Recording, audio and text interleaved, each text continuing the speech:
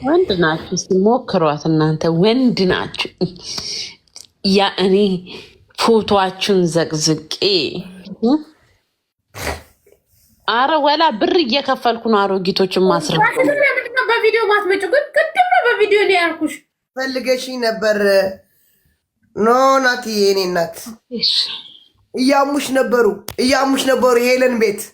ሄለን ቤት ሰዓቱ ተገዝቶልሻል ሲሉኝ አዎ አልተገዛልሽም አውቀሽ ነው ሲሉኝ አዎ የሰዓቱ ፋንታ ወርቅ ተገዛልኝ ብዬ ማልኩ። እኔ ደግሞ እያሙሽ ነበሩ።